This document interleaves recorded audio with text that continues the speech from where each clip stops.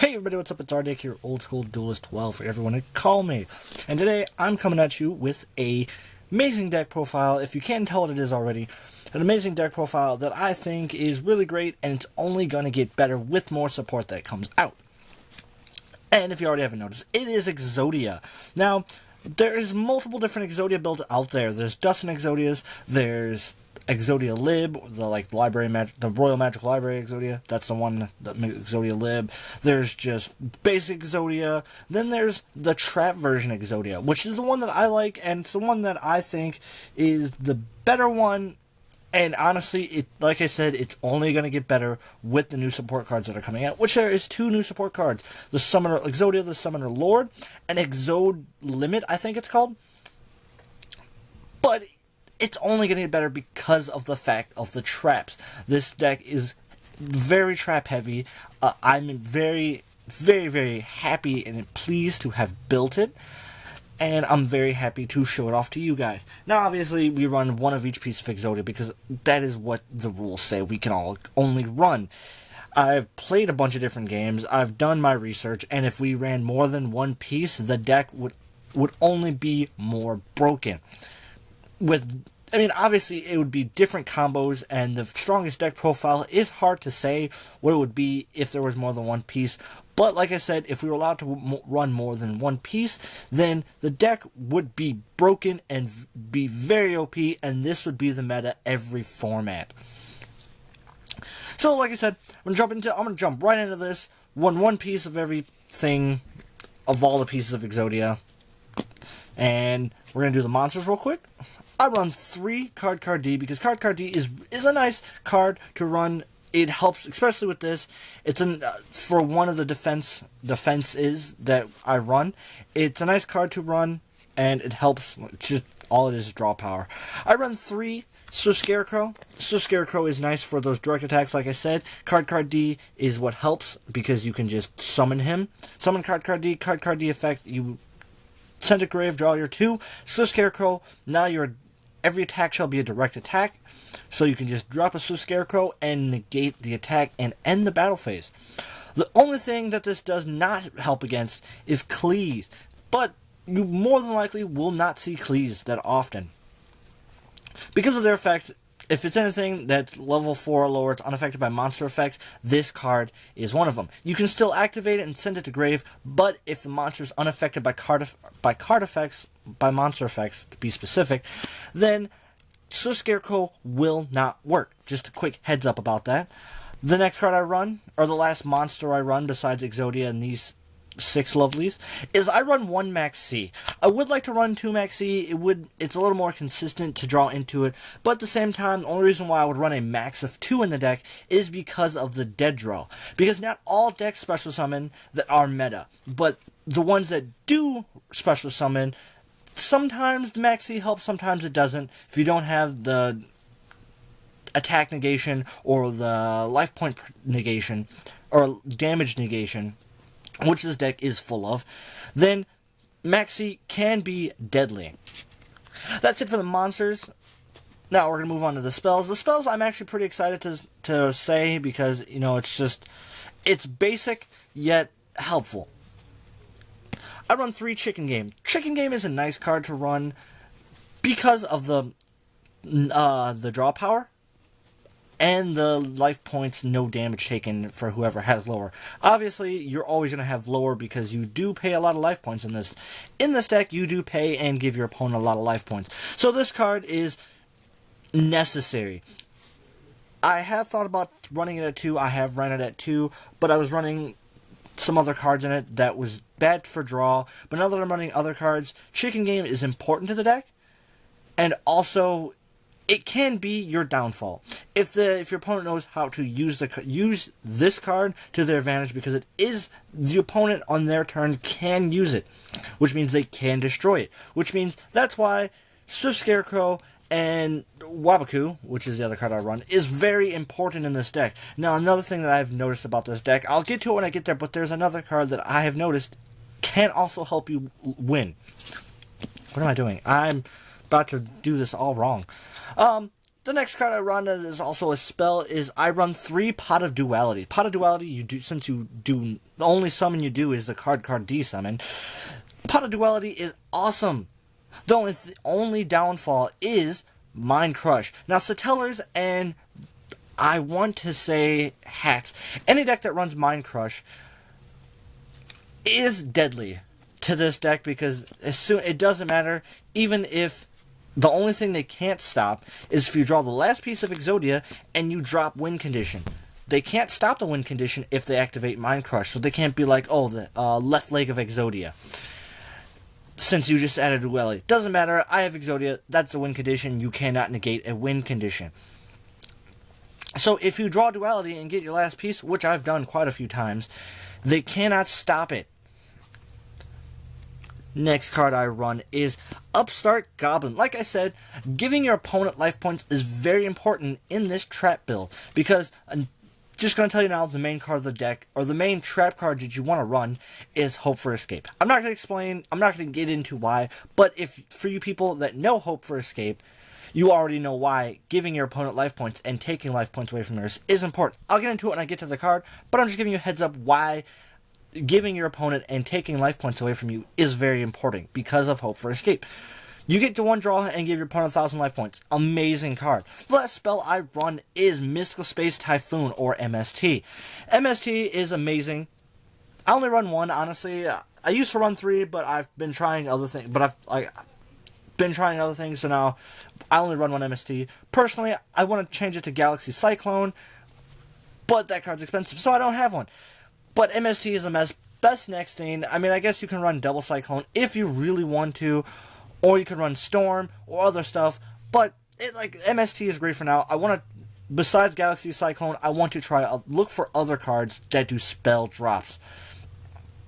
So that's, what the fuck just happened? Okay, anyways, that's it for the spells. We're gonna move on to the traps, which is the main part of the deck, the main pride and joy. But the biggest downfall to the deck is Royal Decree and Trapstun. All they gotta do is flip Royal Decree and your whole deck is relying on your spells and traps.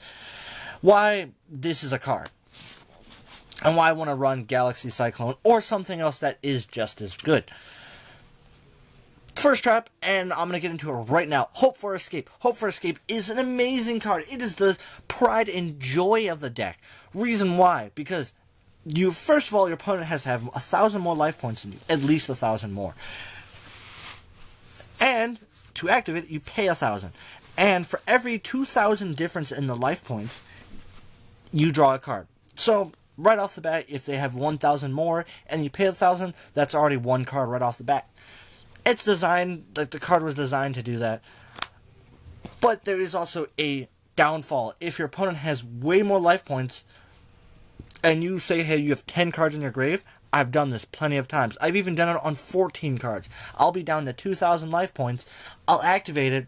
They'll have more than enough life points, so I draw out my deck. This card is good and bad at the same time. Keep track of your life points. If you lose track, you can draw out and lose because of that. It doesn't matter if you draw into Exodia or not. As soon as you draw out of cards and you can't draw anymore because of Hope for Escape, you will lose automatically.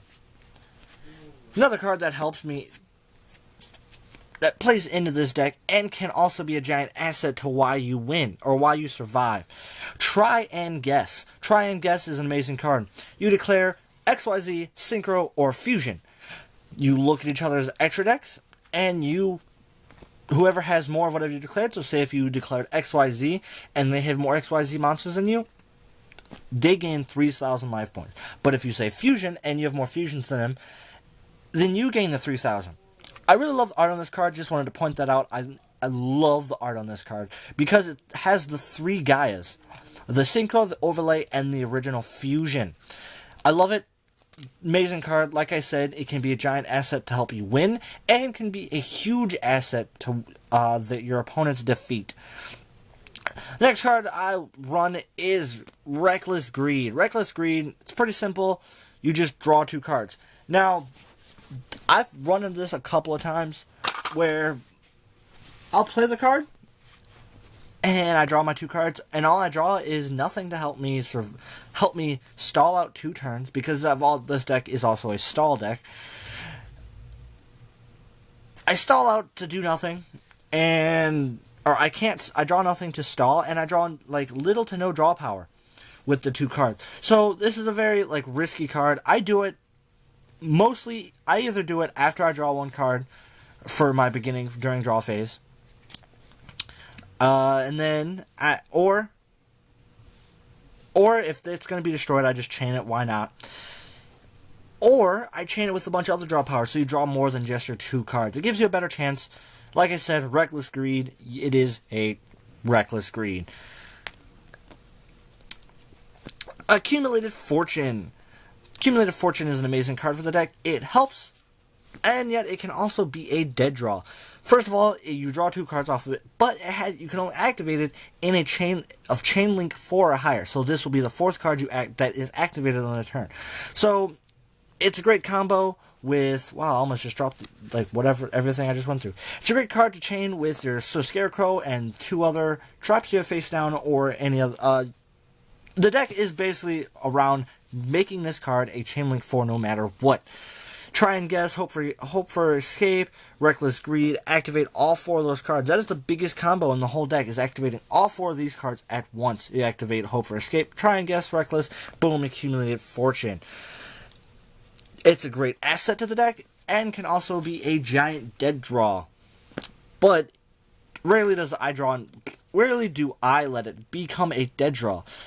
Last trap card I run in the deck that I run 3 of is Waboku. Waboku is an amazing card because I've done it quite a few times where I forget to activate card D. I summon it, and I just continue my turn, forgetting to activate card D. It is forgetful. It does happen every once in a while, but Waboku is also another nice card, stall card. I also want to run 1 Day of Peace, since I can run 1, but I don't know what I want to run. I thought about taking out the MST, but the MST has come in handy.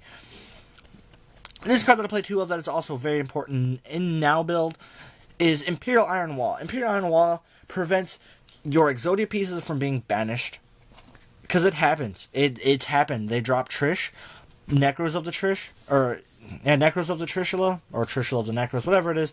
They drop either Trish, boom, a pieces can be banished. So it prevents that. Plus it also prevents, what's the name of that card? Darklaw. Master Darklaw. That's another bad card to run against. So, like I said, very helpful card.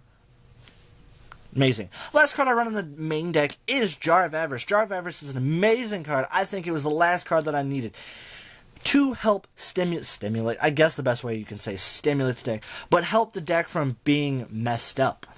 Because you could easily, because of Imperial Iron Wall, they can't banish it, so they'll just try and discard it from your hand. And if any of your Exodia pieces get sent to the grave, you could Jar of Avarice.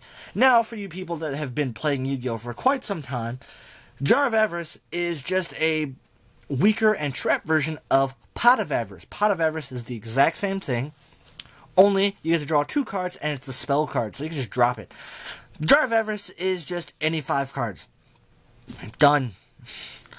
Shuffle them in your deck, draw 1. And it's a trap card, so you have to wait 1 turn, obviously.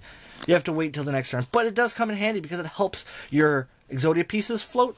Plus, it helps your Hope for Escape, your Try and Guess, your Upstarts. They help them float, and it prevents also helps Hope for Escape from being ruined and you decking out. It saved my life. Jar of Avarice have saved my life. It's also helped me do the win condition. That takes care of the main deck. The extra deck is really simple. 15 fusions. Just any 15 fusions. I'm going to go through the fusions I run just for fun. Let me make sure they're in order because they have gotten out of order. I'm so sorry that they're not in order. I really am. This is horrible. This is horrible. I can't believe. Okay, so I run 3 Melodis, the Skeptilo, the Melodis Minismus. I run 2 Rune Eyes, Pendulum Dragon.